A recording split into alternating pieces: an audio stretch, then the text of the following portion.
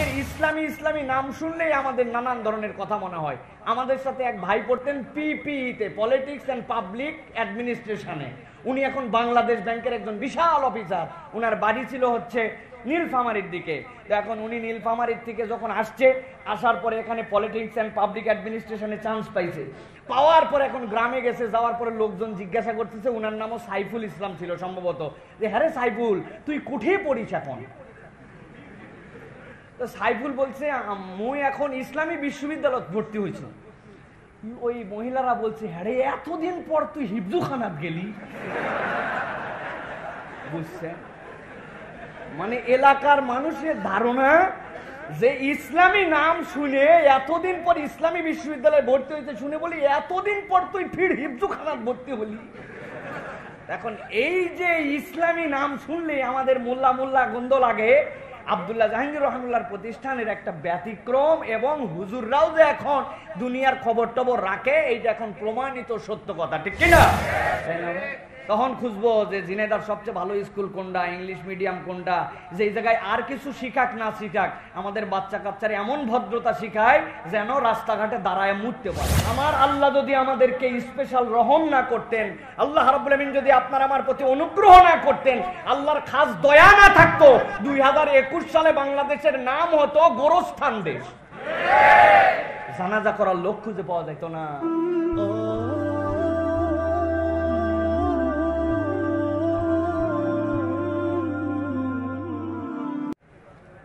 আসসালামু আলাইকুম ওয়া রাহমাতুল্লাহি ওয়া বারাকাতুহু। ইন্নাল হামদালিল্লাহি নাহমাদুহু ওয়া নাস্তাঈনুহু ওয়া নাস্তাগফিরুহু ওয়া নু'মিনু বিহি ওয়া নাতাওয়াক্কালু আলাইহি ওয়া নাউযু বিল্লাহি মিন শুরুরি আনফুসিনা ومن سيئات أعمالنا من يهد الله فلا مضل له ومن يضلل فلا هادي له وأشهد أن لا إله إلا الله وحده لا شريك له وأشهد أن سيدنا وحبيبنا وطبيب قلوبنا محمد الذي أرسله بالحق بشيرا ونذيرا وداعيا إلى الله بإذنه وسراجا منيرا فقد قال الله سبحانه وتعالى في كلامه المجيد وفي فرقان الحميد أعوذ بالله من الشيطان الرجيم بسم الله الرحمن الرحيم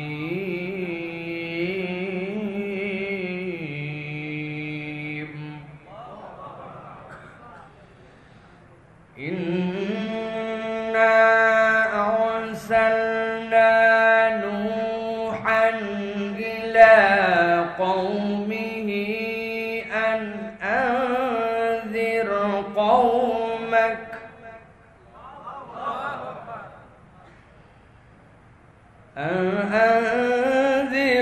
قومك من قبل أن يأتيهم عذاب أليم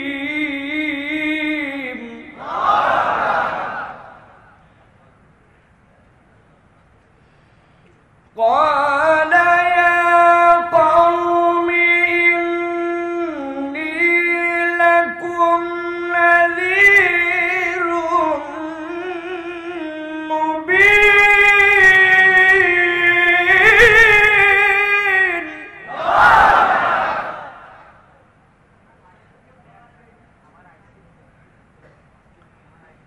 أن اعبدوا الله واتقوه وأطيعون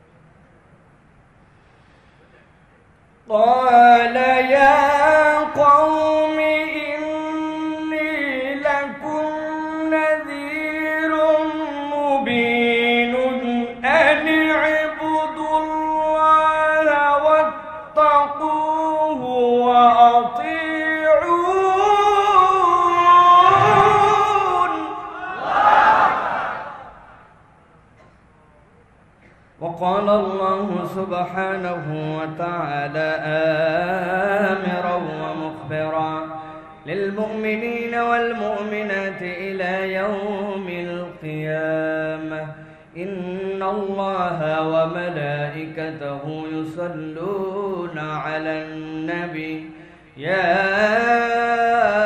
أيها الذين آمنوا صلوا عليه وسلموا تسليما اللهم صل على محمد وعلى آل محمد كما صليت على إبراهيم وعلى آل إبراهيم إنك حميد مجيد اللهم بارك على محمد وعلى آل محمد كما باركت على إبراهيم وعلى آل إبراهيم إنك حميد مجيد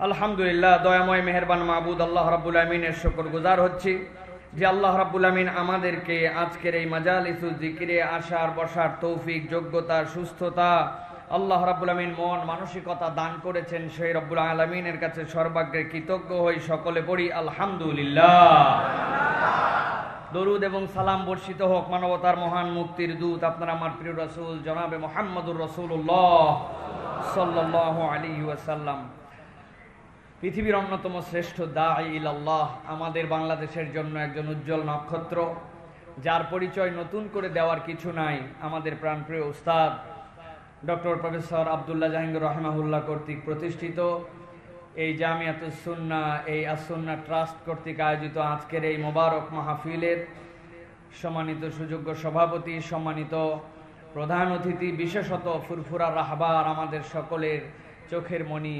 বাংলাদেশের অন্যতম শ্রেষ্ঠ দাঈ ইলাল্লাহ হাজার বছরের ঐতিহ্যবাহী দরবার ফুরফুরার বর্তমান পীর ও মুর্শিদ হযরতুল আল্লাম শাহ সুফি আবু বকর মোহাম্মদ আব্দুল হাই মিশকাত সিদ্দিকী মাদ্দাজিল্লুহুল আলিয়া সহ সম্মানিত উলামায়ে কেরাম ফোদালাই এজাম আমার সামনে উপবিষ্ট সম্মানিত মুরব্বিয়ানে এজাম যুবকেরা স্নেহের ছোটরা পর্দার অন্তরালের মা এবং বোনেরা একবার সালাম দিয়েছি আরো একবার দোয়া পাওয়া এবং করার আশায় সালাম নিবেদন করি আসসালামু আলাইকুম ওয়া রাহমাতুল্লাহ আপনারা ভালো আছেন ভাই আমি একদম সংক্ষিপ্ত সময় আপনাদের কাছে কথা বলবো কারণ আমার যে শিডিউল দেয়া ছিল সেখান থেকে 15 মিনিট আমাদের বাচ্চারা ডিসপ্লে করে দেখিয়েছে ইনশাআল্লাহ এটাও একটা খুবই গুরুত্বপূর্ণ বিষয় ছিল অনেক ওয়াজের থেকেও এইটা ভালো আমরা তো ওয়াজ করব আপনারা মারহাবা দিবেন খুশি হবেন আনন্দিত হবেন সুবহানাল্লাহ আলহামদুলিল্লাহ গরম গরম করে যাবেন যাওয়ার পরে বলবেন বাপ রে বাপ যা ওয়াজ হইছে হইছে কিন্তু ব্যাটারে ভর্তি করার সময় মাদ্রাসায়ও দিব না স্কুলেও দিব না এই হচ্ছে আমাদের ঈমান তাই না তখন খুঁজবো যে ঝিনাইদহের সবচেয়ে ভালো স্কুল কোনটা ইংলিশ মিডিয়াম কোনটা যে এই জায়গায় আর কিছু শিখাক না শিখাক আমাদের বাচ্চা কাচ্চারা এমন ভদ্রতা শিখায় যেন রাস্তাঘাটে দাঁড়ায় মুততে পারে তাই না আর মাদ্রাসায় আর কিছু শিখাইতে পারে না এরা কিছুই পারে না যেখানে সেখানে খালি বসে মুতা শেখায়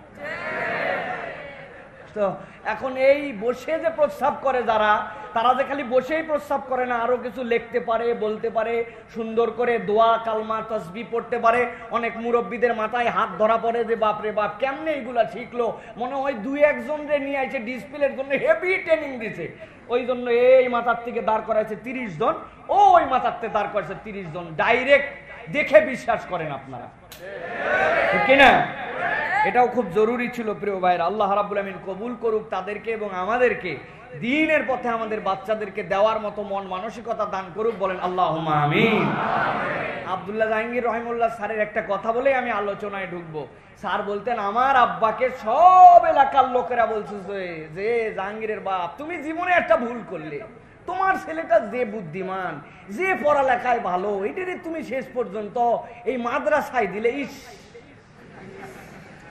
তো স্যারের আব্বা বলছিলেন তোমরা যত ইস আস যাই করো এই ইস আস আমার ভিতরে ঢুকবে না আমি যা নিয়ত করছি ও কিছু পারুক না পারুক ফকিরান্তি বিদ্যা শিখুক যাই করুক ওরে আমি মাদ্রাসায় দিছি না দিছি স্যার বলতেন আমার বাপ ঠকে নাই ঠিক না এখন আমাদের ইসলামী ইসলামী নাম শুনলেই আমাদের নানান ধরনের কথা মনে হয়।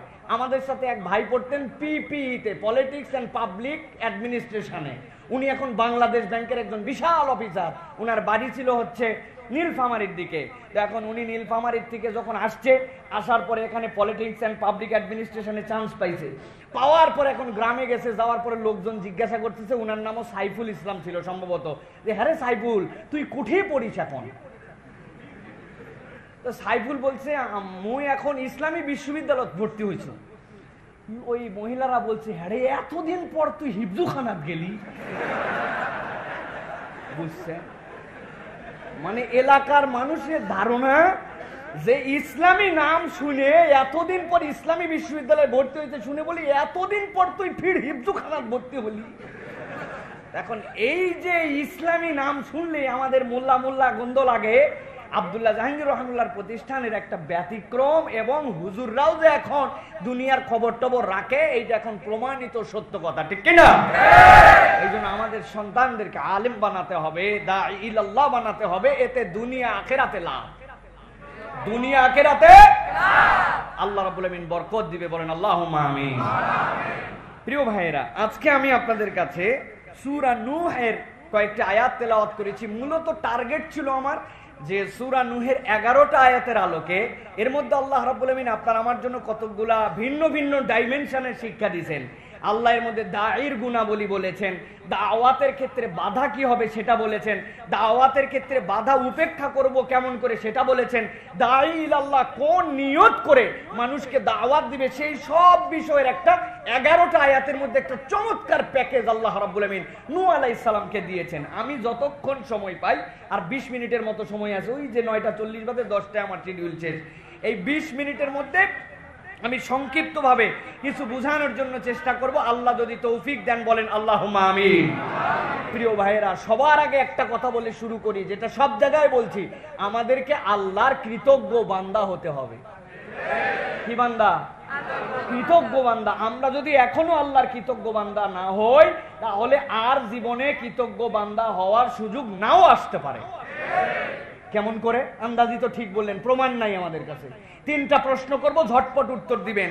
আপনারা যারা Europe, America, Canada, Denmark, Sweden, France, Italy এইগুলা দেশের নাম শুনছেন? এবার বলেন তো, প্রযুক্তি, বিদ্যা, বুদ্ধি, জ্ঞান, আবিষ্কার এইগুলাতে বাংলাদেশ আগায় না ওরা আগায়? পৃথিবীর বিভিন্ন ধরনের দুনিয়াকে চমক লাগানো বিভিন্ন ধরনের টিকা, চিকিৎসা, বিভিন্ন ধরনের প্রযুক্তিতে এইগুলাতে বাংলাদেশ আগায় না তারা আগায়?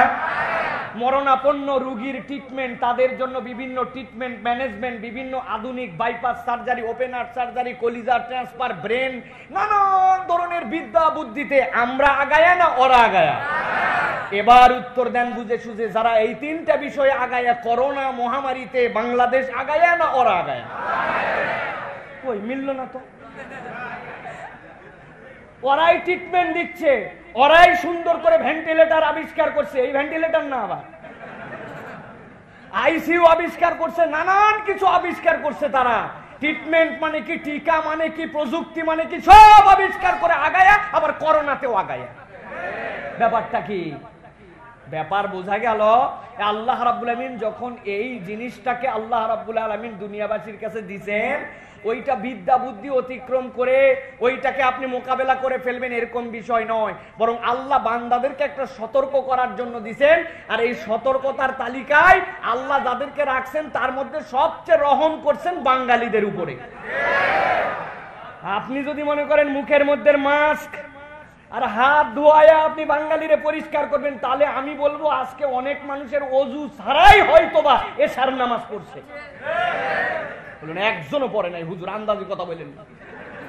আমি প্রমাণ দিচ্ছি, এই যে এখানে নামছে ভটভটিত নসিমনের থেকে নেমেই বাথরুম সাফসে চলে গেছে, বাথরুমে যাওয়ার পরে সুন্নাত ট্রাস্টের ওই জায়গায় দেখছে যে টিস্যু পেপার নাই, পকেটে 2টা হাত আইছে, দেখে নাই, কি করবে বেচারি, ডাইরেক্ট বাথরুম সারছে হাত দিয়া, ধরার পরে এরপরে শৌচ কাজ করছে। এখন ডাইরেক্ট যদি করে তাহলে হাতের মধ্যে কিছু লাগে কি লাগে না? এর পরিষ্কারের বিধান কি? গন্ধ দূর করার মতো হলে আপনাকে পানি দিয়ে কসলায় কসলায় ধুতে হবে, আপনার পরিষ্কার হয়ে যাবে। না হলে একটু সাবান মারেন, না হলে মাটি মারেন, না হলে ছাই মারেন, তাহলে আপনার সুন্দর হবে। বেচারি কিছুই মারে নাই, ডাইরেক্ট যেই হাতে কাম সারছে ওই হাত দিয়ে কল বন্ধ করছে। এবার বলেন ওই কল পাক না না পাক? সিটকানি খুলছে ওই বাম হাত দিয়ে, সিটকানি পাক না না পাক? সিটকানি বন্ধও করছে বাহিরে আছে আবার বাথরুমের, ওইটা পাক না না পাক? এরপরে এই যে মসজিদে আসছে, আসার পরে বাম হাত দিয়ে কল ছাড়ছে, ওইটা ধোই নাই এখনো, ডাইরেক্ট কাম সারার পরে এবার বলেন কল পাক না না পাক? বলতেছেন না মানে সমস্যা আছে নাকি? এরপরে অজু করতেছে ডান হাতে, অনেকক্ষণ কুলি টুলি সব করার পর এখন যখন দাড়ি খিলাল করা লাগবে এই হাত। এবার বলেন ভাই, এই যাদের আমাদের পাক সাফের জ্ঞান, আমার আল্লাহ যদি আমাদেরকে স্পেশাল রহম না করতেন, আল্লাহ রাব্বুল আমিন যদি আপনার আমার প্রতি অনুগ্রহ না করতেন, আল্লাহর খাস দয়া না থাকতো, 2021 সালে বাংলাদেশের নাম হতো গোরস্থান দেশ। জানাজা করার লোক খুঁজে পাওয়া যেত না, আমাদেরকে গণকবর দিয়ে দিতে হতো। সেই দয়াময় রহমানুর রহিম আপনাকে আমাকে দয়া করে এখন পর্যন্ত বাঁচায় রাখছেন, সুস্থ রাখছেন। আল্লাহর কৃতজ্ঞতায় এখনো যদি আমরা কৃতজ্ঞ হতে না পারি, তাহলে আর কখনোই কৃতজ্ঞ হতে হবে না। এই জন্য আলহামদুলিল্লাহর হাল, আলহামদুলিল্লাহ বলার অভ্যাস আমাদেরকে করতে হবে, ঠিক কিনা? অনেকেই বলবেন হুজুর সারা দেশে যা ওয়াজ করছেন, এই জায়গায় অন্তত আলহামদুলিল্লাহর ওয়াজ করা লাগবে না? ঝিনেদার লোক তো আপনি চেনেন না। হুজুর কেমন আছো? আলহামদুলিল্লাহ। শরীর কেমন? আলহামদুলিল্লাহ। বউ বাচ্চা কেমন? আলহামদুলিল্লাহ। করোনায় কেমন চলতেছে? আলহামদুলিল্লাহ। ওরে বাবা, কথায় কথায় আলহামদুলিল্লাহ, ঠিক কিনা? আমি বলি ভাই, দ্য রিয়াল মিনিং অফ আলহামদুলিল্লাহ নট অনলি দিস, এটাই একমাত্র আলহামদুলিল্লাহ নয়। আপনাকে এই সময়ের আলহামদুলিল্লাহর কনসেপ্ট বুঝতে হবে। এখন যুবকদের আলহামদুলিল্লাহ কি হবে, ব্যবসায়ীর আলহামদুলিল্লাহ কি হবে, একজন বয়স্কের আলহামদুলিল্লাহ কি হবে, আপনাকে বুঝে নিতে হবে। আপনি যদি ব্যবসায়ী হন, আপনার আলহামদুলিল্লাহ হবে আল্লাহ, আগে আমি অকৃতজ্ঞ বান্দা ছিলাম, আগে ওজনের পাল্লা নিক্তির পাল্লার মধ্যে ধোকাবাজি করতাম, আগে 11টার সময় কাস্টমার আসছে তারপরে মিথ্যা বলছি ও 30 নম্বর তুই বনির কাস্টমার, বিকালবেলা বেচার সময় বলছি কেনা দামে আপনারা দিলাম, লাভ করছে তার উপরে 700 টাকা। আল্লাহ এরকম ধোকাবাজি করে করে আমি সারা জীবন ব্যবসা করছি। এখন এই করোনাকালীন মহামারীতে আল্লাহ তুমি আমার মতো বান্দারে হেফাজত করছো, এখন সব ছেড়ে দিলাম, আল্লাহর মুত্তাকি ব্যবসায়ী হলাম, ধোকাবাজি ছেড়ে দিলাম, মিথ্যা কথা ছেড়ে দিলাম, এখন তোমার কাছে আমি ফেরত আসছি। This is the Real meaning of আলহামদুলিল্লাহ। কিসের আলহামদুলিল্লাহ আপনি মুখে বলতেছেন? যুবকের আলহামদুলিল্লাহ, আগে নামাজ পড়তাম না এখন নামাজ পড়ি, আগে অন্যায় পথে ছিলাম আগে অন্যায় করি না, বাপ মায়ের কথা শুনতাম না এখন বাপ মায়ের কথা শুনি, আগে আমি লম্পট বদমাইশ বাজে ছেলেদের সাথে ঘুরতাম এখন সেখান থেকে ছেড়ে দিছি, সিগারেট বিড়ি অন্যান্য বিভিন্ন জিনিস আমার মধ্যে ঢুকতো এখন সব ছেড়ে আমি এখন আল্লাহর দিকে মুখাপেক্ষী হয়েছে। আল্লাহ, this is the true meaning of আলহামদুলিল্লাহ, ঠিক না? কত হিন্দু জিনাদায় যায় খবর নিয়ে শুনেন কেমন আছেন আলহামদুলিল্লাহ। ও বাবা, এত সস্তা আলহামদুলিল্লাহ। আমার একজন সালাম দিছে আসসালামু আলাইকুম, বললাম কোথায় পড়ো ভাই, কোন মাদ্রাসায়? কয় ব্রাহ্মণের ছেলে। সালামের প্যাচ শুনে আমি অবাক হয়ে গেছি। এরকম কত হিন্দুই তো আলহামদুলিল্লাহ বলছে, কত কেউই তো সালাম দিচ্ছে, তাহলে খালি মুখ দিয়েই আলহামদুলিল্লাহ বললেই যদি হয়ে যেত তাহলে তো সস্তা হয়ে যেত বিষয়টা, ঠিক কিনা? বুঝে নেন আলহামদুলিল্লাহর মানে বুঝেন। মুরব্বী আপনি আলহামদুলিল্লাহর মানে বুঝেন। পৃথিবীর কত মুরব্বী মরে শেষ হয়ে গেল, কত কেউ ঈমান ছাড়া এই করোনার মধ্যে চলে গেল, সেই আল্লাহ তুমি এখন পর্যন্ত আমারে বাঁচায় রাখছো। আমি আর ওই মোরের দোকানে বসে গিবত কমিটির সভাপতি, সেক্রেটারি এবং ক্যাশিয়ারের সাথে আর আড্ডা দেই না। বিকালবেলা যায় চা খাওয়ার নামে গিবত গিল্লা উমুক তুমুক ফালতু কথা বলা, মুখ দিয়ে গালি দেওয়া, বউয়ের সাথে মেজাজ দেখানো, অন্যায় আচরণ করা, আইল ঠেলা, জমি ঠেলা, দুনিয়ার ধরনের বদমাইশি যত বুদ্ধি ছিল আল্লাহ বান্দার হক ফিরাই দিলাম, মাপ চাইলাম, তোমার কাছেও মাপ চাইলাম। আল্লাহ আমি তোমার কাছে কৃতজ্ঞ হয়েছি, এখন আমারে তোমার বান্দাদের মধ্যে শামিল করে নাও। This is the meaning of আলহামদুলিল্লাহ। বুঝে বলেন আলহামদুলিল্লাহ, খালি হুদাহুদি আলহামদুলিল্লাহ বলেন না। এখন দেখেন আমাদের আলহামদুলিল্লাহর কোন কোন জায়গায় গ্যাপ আছে, বাড়িতে যাই চিন্তা করবেন। আল্লাহ রাব্বুল আলামিন তার রাসূল সাল্লাল্লাহু আলাইহি ওয়াসাল্লাম, যে রাসূল সর্বশেষ আসলেন, সেই রাসূলের কাছে হযরত নূহ আলাইহিস সালামের এই আয়াতগুলোকে আল্লাহ রাব্বুল আলামিন কেন দিলেন, বান্দাদের একটু চিন্তা করার বিষয় আছে। আল্লাহ রাব্বুল আমিন কেন বান্দাদেরকে কিয়ামত পর্যন্ত এই কিতাবটা সংরক্ষিত থাকবে সেই কিতাবের মধ্যে আল্লাহ সূরা নূহ কেন দিলেন, নূহের কথা কেন বললেন? আল্লাহ রাব্বুল আলামিন এই জন্য দিচ্ছেন নূহ আলাইহিস সালামের দাওয়াত সেইটা মুহাম্মদ সাল্লাল্লাহু আলাইহি ওয়াসাল্লামকে এই পর্যন্ত আনা হলো। এই জন্য আল্লাহর নবীর পরে আর কোনো নবী আসবে না, কোনো রাসূল আসবে না, কিন্তু ইসলামের এই দাওয়াতটা কিয়ামত পর্যন্ত অব্যাহত থাকবে। এই দাওয়াতের কার্যক্রমে একজন দাঈ আল্লাহর রুচি কেমন হবে, ওই দাওয়াতে চলতে গেলে তার কোন ধরনের বাধা আসবে, ওই দাওয়াতটা যদি সে ফলপ্রসূ করতে চায় তাহলে কোন ধরনের কাজ তাকে দুনিয়ার বুকে করতে হবে। মুহাম্মদ সাল্লাল্লাহু আলাইহি ওয়াসাল্লাম চলে যাবেন, কিন্তু এই কিতাব থেকে যাবে আল্লাহর নবীর জীবন্ত মুজিজা হিসাবে। তার পক্ষে যারা দাওয়াত দিবে তারা যেন নূহ আলাইহিস সালাম থেকে অনুপ্রেরণা নিতে পারে।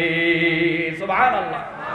আল্লাহ রাব্বুল আলামিন বলছেন ইন্না আরসালনা নূহান ইলা কওমিহি আন আনজির কওমাকা মিন ক্বাবলি আন ইয়াতিয়াহুম আযাবুন আলীম। আল্লাহ রাব্বুল আলামিন বলছেন হে নূহ, আপনি আপনার কওমের কাছে যান। কেন যাবেন আপনি তাদের কাছে? একজন দাঈ যেন বুঝে নেয় কেন সে দাওয়াত দিতে যাচ্ছে, আগে তার অন্তরটা যেন সে পরিষ্কার করে। আল্লাহ বলছেন আপনাকে এই জন্য পাঠানো হচ্ছে আপনার কওমের কাছে, আপনি দাওয়াতটা এই জন্য দিতে চাচ্ছেন। তারা জানে না তাদের সামনে একটা ভয়াবহ দিন আছে, যেই দিনের ধরা আল্লাহ যদি ধরেন ওই দিন বাঁচার মতো কোনো কায়দা কোনো মানুষের থাকবে না। ওই মানুষগুলা যেন ওই দিন আল্লাহর কাছে ধরা না পড়ে, ওই দিন আটকায়া না যায়। এই জন্য আল্লাহ রাব্বুল আলামিন ওই বান্দাদের মুক্তির জন্য সতর্ককারী হিসাবে আল্লাহ রাব্বুল আলামিন নূহকে তার কওমের কাছে পাঠিয়েছে। আমাদের কি শিক্ষা আছে এর মধ্যে?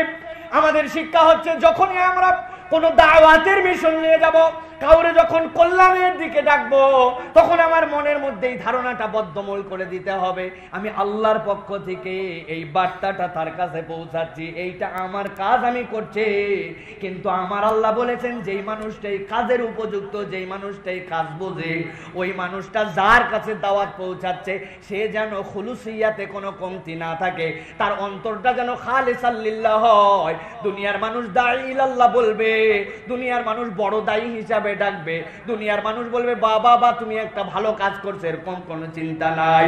আমার চিন্তা হচ্ছে এই মানুষগুলাকে আমি যদি এই সতর্ক বার্তা না পৌঁছাই, এই মানুষগুলা তো আল্লাহর এমন আযাব আসবে যেই দিন ধরা খেয়ে যাবে। আমি আল্লাহর বান্দা হিসাবে আল্লাহর দেওয়া দায়িত্ব পালনের জন্য এই দাওয়াত দিতে যাই। হযরত নূহ আলাইহিস সালাম কি বলছেন? তার কওমের কাছে আসলেন, আসার পরে বলছেন ক্বালা ইয়া কওমি ইন্নী লাকুম নাযীরুম মুবিন।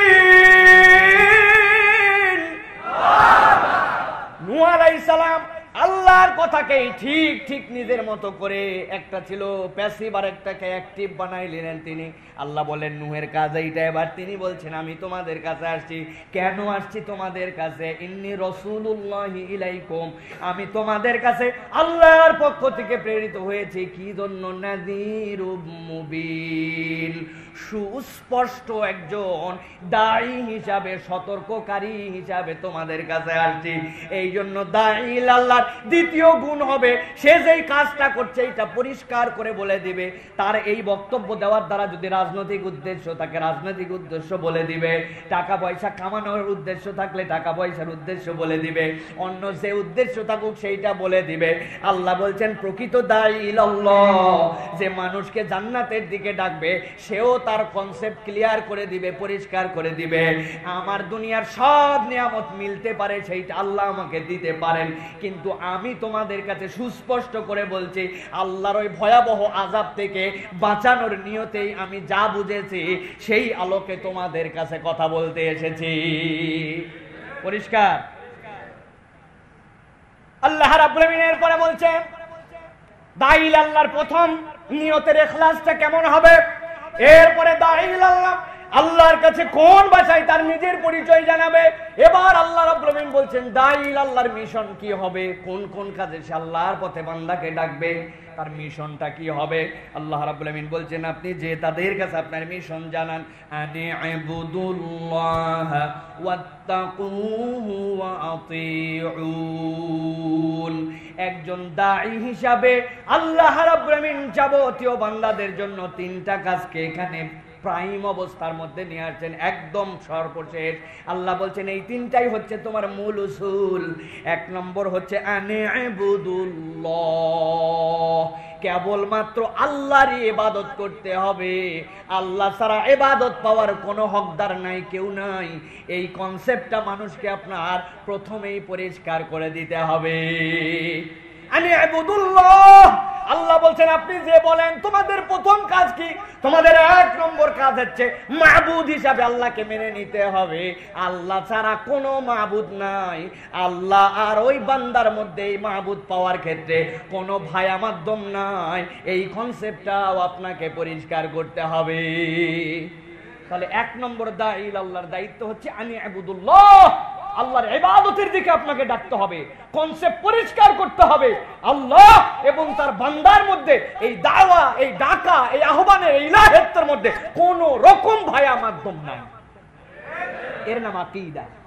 এখানেই হচ্ছে আকীদা আসবে আমাদের জন্য। আপনাকে আকীদা পরিষ্কার করতে হবে। শিরিক কাকে বলে বুঝতে হবে, উলুহিয়াতের সাথে শিরিক কেমন হয়, রুবুবিয়াতের সাথে শিরিক কেমন হয়, আসমা ও সিফাতের সাথে কেমন করে শিরিক হয়। পাকা পাকা ইমানদারেরা এইগুলা তো বাংলা, আমি বলি বাংলা শিরিক করে। বাংলা শিরিক বুঝেন? কোথায় চললেন ভাই? তা আল্লাহ রসুলের নামে ঢাকার দিকে রওনা দিছি, দোয়া করিস ভাই। আপনি বললেন বাপরে বাপ কি পাক্কা ইমানদার, ইস আল্লাহ রসুল কোন জায়গায় বাদ দেয় না। বুঝছেন আপনি কেমন আল্লাহ রসুল মানছে? উনার এই কথা যদি উনি বুঝে বুঝে বলে, আর এই কথার বিষয়ে যদি ওনার ধারণা পরিষ্কার না থাকে, এই কথার দ্বারাও তার ঈমান চলে যেতে পারে। এরকম আমাদের সমাজে অনেক আছে। এই জন্য আল্লাহ বলছেন দাঈল আল্লাহদের প্রথম দায়িত্ব হচ্ছে আনি'বুদুল্লাহ, আপনি দাওয়াত দেন, আল্লাহর ইবাদত মানুষকে বুঝায় দেন, মানুষরে বুঝান যে আল্লাহ ছাড়া কোনো মাবুদ নাই, এর মধ্যে কোনো ভায়া মাধ্যম নাই। এটাকে তোমাকে কনসেপ্ট পরিষ্কার করে নিয়ে তোমাকে চলতে হবে। এই জন্য দাওয়াতের প্রথম বিষয় হচ্ছে তাওহীদ বুঝানো। কি বুঝানো? কি বুঝানো? স্যার তো কতবার বলে গেছেন, বাংলাদেশে কত ওয়াজ আছে, কত কিছু আছে, তাওহীদের ওয়াজ নাই। যেই দেশের লোকের 90% লোক তাওহীদ বুঝে না, যেই লোক না বুঝে অনেক সময় শিরিক করে বসে, সেই দেশে বাকি দাওয়াত তো অনেক পড়ে। আল্লাহ রাব্বুল আলামিন এরপরে বলছেন দ্বিতীয় তোমাদের জন্য কাজ কি, ওয়াত্তাকু। দ্বিতীয় কাজ হচ্ছে যখন বান্দাদেরকে তুমি দাওয়াত দিয়ে দেবে, যে ও বান্দারা তোমরা আল্লাহকে ইবাদত হিসাবে, মাবুদ হিসাবে মানো, এই আত্মস্থ যখন বান্দারা হতে শুরু করবে, আপনি মানুষকে বলেন দ্বিতীয় দায়িত্ব তোমাদের হচ্ছে তোমরা আল্লাহ রাব্বুল আলামিনকে ভয় করো, আল্লাহকে ভয় করার মতো ভয় করো। এইটা হচ্ছে একজন দাঈল আল্লাহর দ্বিতীয় গুণ হবে। তারা মানুষকে বুঝাবে, বারবার বলবে, হাজারবার বলবে, কোটিবার বলবে, লক্ষবার বলবে, বলতেই থাকবে। সে মনে করবে এইটাই আমার ব্যবসা, এইটাই আমার কাজ, এইটাই আমাকে করতে হবে। বান্দা যখন আল্লাহকে বারবার বারবার বলবে, বান্দা মানুক বা না মানুক, বান্দা যখন এই কথা বলতে থাকবে, আল্লাহ রাব্বুল আলামিন এই বলার ইবাদতের সওয়াব তাকে দিতেই থাকবে। সুবহানাল্লাহ। এরপর আল্লাহ রাব্বুল আলামিন বলছেন তৃতীয় কি লাগবে? 3 নম্বরে লাগবে ওয়াতিউন। 3 নম্বরে তাদের জন্য লাগবে, আল্লাহ রাব্বুল আলামিন বলছেন আল্লাহর ইবাদত, আল্লাহকে ভয় করা। আর 3 নম্বর হচ্ছে যেই পয়গম্বর আসবে, ওই পয়গম্বর যে দাওয়াত দিচ্ছেন, ওই পয়গম্বর যে প্রক্রিয়ায় দাওয়াত দিয়েছেন, যেমনে বলেছেন, যেমনে চলেছেন, আপনি যদি আপনার দাওয়াতকে ফলপ্রসূ করতে চান, আপনার কথা মানুষ মানুক, মানুষের অন্তরে গেঁথে যাক, এইটা যদি চান, তাহলে রসুলের ইতাআত করা লাগবে। রসুলের ইতাআত লাগবে। অনেক বান্দাই আছে আল্লাহরে ভয় করতে রাজি আছে, আরে ভয় করে আল্লাহকে, কিন্তু এমন কাজ করে যেটা আমার নবী বলেন নাই, যেটা আমার নবী করতে বলেন নাই। গত জুমায় আমার একজন এসে একটা কঠিন প্রশ্ন করে আমার বিপদে ফেলাই দিয়েছে। আমার বলছে হুজুর, আমাদের একজন মহিলা ইয়া আলিমু ইয়া আলিমু ইয়া আলিমু এইটা 1 লক্ষ বার পড়ছে, এর আগে 3টা বাচ্চা তার পেটে আসছিল, 3টাই নষ্ট হয়ে গেছে। ইয়া আলিমু 1 লক্ষ বার পড়ার পরে এই বাচ্চাটা ঠেকে গেছে। নাউজুবিল্লাহ বলতেছেন কেন ভাই? আল্লাহর নামই তো বলছে, আলিমু বলছে না, আল্লাহর নাম তো আলিম।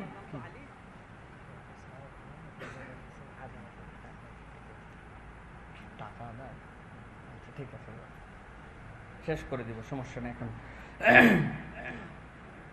তাহলে প্রিয় ভাইয়েরা, এই যে কনসেপ্টটা বুঝেন, আল্লাহ রাব্বুল আমিন বলছেন ওয়ালিল্লাহি আসমাউল হুসনা, আল্লাহ রাব্বুল আমিন সুন্দর সুন্দর নাম আছে, সেইগুলা নাম দিয়ে তোমরা আল্লাহকে ডাকো। তা আল্লাহ রাব্বুল আলামিনের নামে ডাকা খারাপ কাজ না ভালো কাজ? ভালো কাজ। কিন্তু বিষয়টা এখানে একটু ভিন্ন রকম। বিষয়টা হচ্ছে আমার রাসূল সাল্লাল্লাহু আলাইহি ওয়াসাল্লাম এইরকম কোন ওজিফা কি আমারে দিয়ে গেছেন কিনা? ও ব্যক্তিগতভাবে এটা আমল করে উপকার পেতেই পারে। আল্লাহর রহমান নাম আপনি ডাকছেন, রাহিম নাম ডাকছেন, কোটিবার পড়ছেন, লাখবার পড়ছেন, হাজারবার পড়ছেন, কিন্তু আপনি এইটাকে অন্য কারোর জন্য প্রেসক্রিপশন বানায় ইবাদতে রূপান্তর করতে পারবেন না। বুঝতে পারছেন বিষয়টা? আরেকজন আমারে প্রশ্ন করছে যে হুজুর, আমি যখন বাইরে টাইরে যাই শত্রুর থেকে বাঁচার জন্য পড়ি, কি পড়ি? ও যে আলনা মিন বাইনি আইদিহিম সাদ্দাও ওয়া মিন খালফিহিম সাদ্দান ফাগশাইনাহুম ফাহুম লা। আল্লাহর নবী আল্লাহ রাব্বুল আমিন এইটা দিয়ে সেভ করছেন সেই এর দিনে, হিজরতের দিনে। অতএব হুজুর, এটা কি আমরা আমল হিসাবে নিতে পারি কিনা, শত্রুর চোখে ধোঁকা দেওয়ার আমল? আমি বললাম যে ভাই, এইটা নবী করিম সাল্লাল্লাহু আলাইহি ওয়াসাল্লামকে আল্লাহ রাব্বুল আমিন ওই রাত্রে পড়ায়া ওই হিজরত করাইছেন, কিন্তু নবীজি তো হিজরতের থেকেও বড় বড় দুই একদিন আরো বিপদে পড়ছিলেন। ওহুদে এমন বিপদ, রাসূলুল্লাহ সাল্লাল্লাহু আলাইহি ওয়াসাল্লামকে তীর পর্যন্ত মারতেছে। এখন নবীজির যখন বর্মটা গালের মধ্যে ঢুকে গেল, দন্দন মোবারক শহীদ হয়ে গেল, তো নবী সাল্লাল্লাহু আলাইহি ওয়াসাল্লামকে না দেখে ওই তীর মারছিল না দেখে? কথা বলেন না, না দেখে না দেখে? নবীরে না দেখলে কেমনে মারলো? তো দেখে তো মারলো। তাহলে নবী করিম সাল্লাল্লাহু আলাইহি ওয়াসাল্লাম ওই দিনে আমলটা করলেই পারতেন। ওয়া জালনা মিন বাইনি আইদিহিম সাদ্দাও ওয়া মিন খালফিহিম সাদ্দান ফাগশাইনাহুম লা। শত্রু নবীজিকে আর দেখতেই পায় না, কই তীর মারবি? কথা ঠিক কিনা? তার মানে বোঝা গেল এই আমল করা যেতে পারে, কেউ ব্যক্তিগতভাবে প্র্যাকটিস করতে পারেন। কোরআনের একটা আমল, তার মধ্যে মনে হয়েছে এইটা তিনি বলতে পারেন, কিন্তু এইটাকে যদি আপনি ইবাদত বানান, এইটাকে যদি ওজিফা বানান এবং রাসূল সাল্লাল্লাহু আলাইহি ওয়াসাল্লামের সুন্নাতের বাহিরে এইটাকে আপনি বলেন যে এইটা করলেও এইটার মুক্তি পাবে তুমি, তাহলে বোঝা গেল আল্লাহর রাসূলের ইতাআত আপনার দ্বারা হয় না। ইবাদত কাকে বলে বুঝছেন? এই জন্য কনসেপ্ট আমাদের পরিষ্কার করে নিতে হবে। আল্লাহ এই জন্য বলছেন প্রথম কাজ কি? প্রথম কাজ হচ্ছে আনি আবুদুল্লাহ, আল্লাহর ইবাদতের দিকে ডাকো। 2 নম্বর ওয়াত্তাকু, তাকে তোমরা ভয় করো, ও আমার কওম তোমরা তারে ভয় করো। আর 3 নম্বর কি? ওয়াতিউন, আর আমি যে রাসূল আসছি আমারে ইতাআত করতে শুরু করো যদি মুক্তি পেতে চাও। রাসূল আরবি সাল্লাল্লাহু আলাইহি ওয়াসাল্লামের ব্যাপারেও আল্লাহ কোরআনে অন্য জায়গায় একই কথা বলেছেন, কুল ইন কুনতুম তুহিব্বুনাল্লাহ ফাত্তাবিউনি ইউহিব্বুকুমুল্লাহ।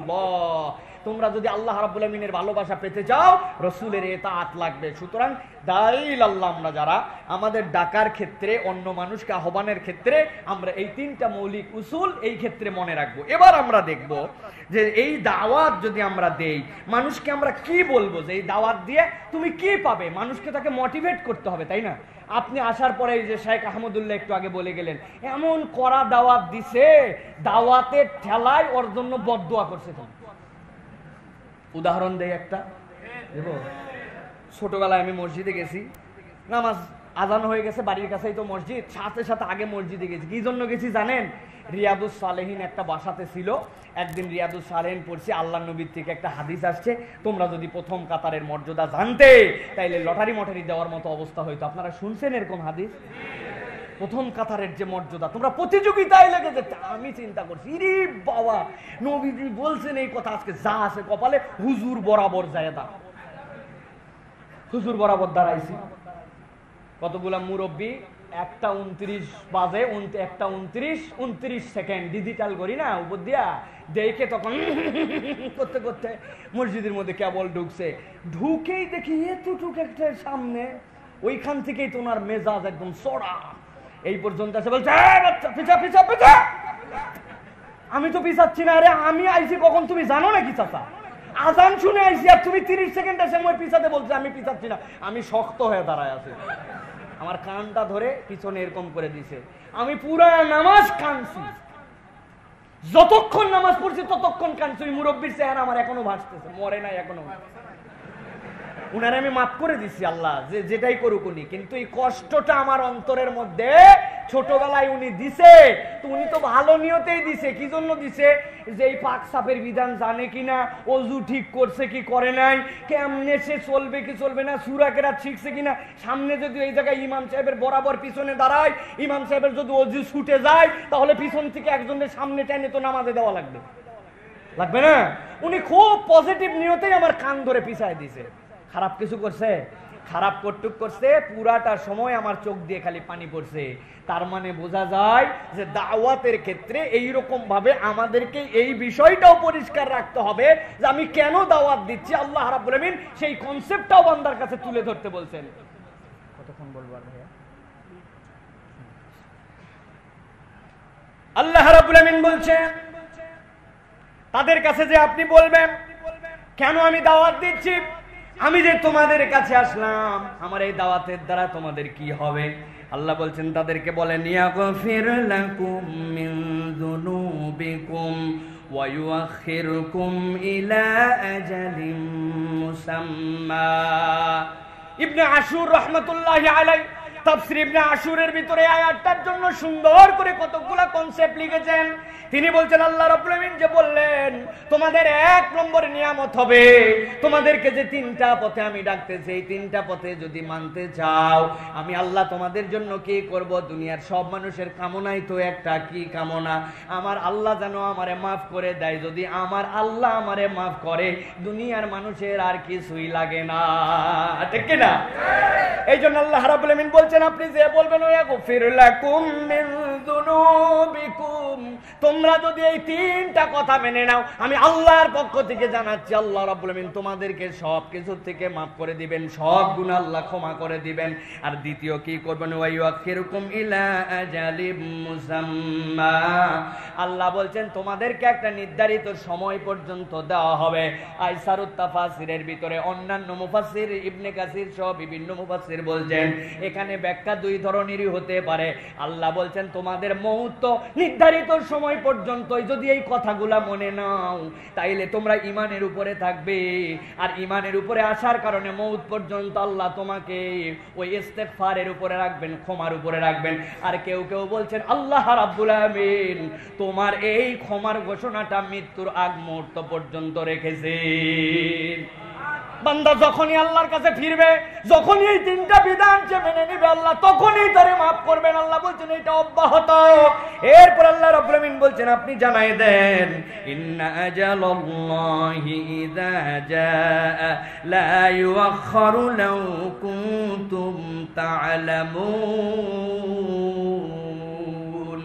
ও দুনিয়ার মানুষ, তোমরা তো জানো না কখন দুনিয়ার থেকে তোমাদেরকে চলে যেতে হবে।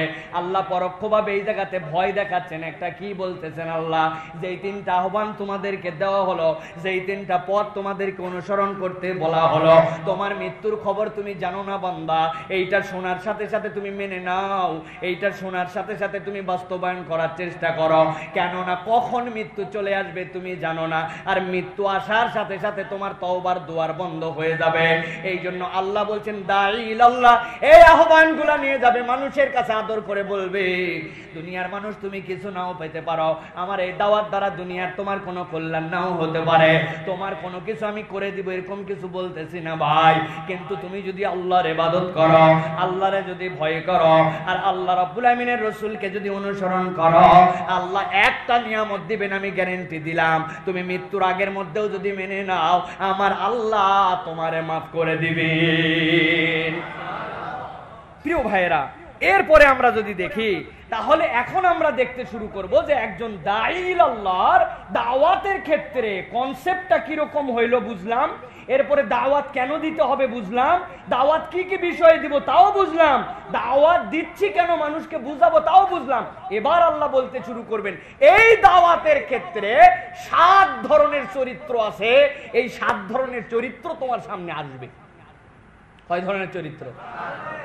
যাদের কাছে আমি দাওয়াত দিতে যাচ্ছি, এখন আমরা বলি না ঘাড় তেরা অমুক তমুক, আল্লাহ এইখানে যে এত বিউটিফুল করে বর্ণনা করেছেন যে এই দাওয়াতের ক্ষেত্রে আমাদের জন্য বাধাগুলো কি হবে, কেমনে দাঈ ইলাল্লাহ এগুলো উতরাবে।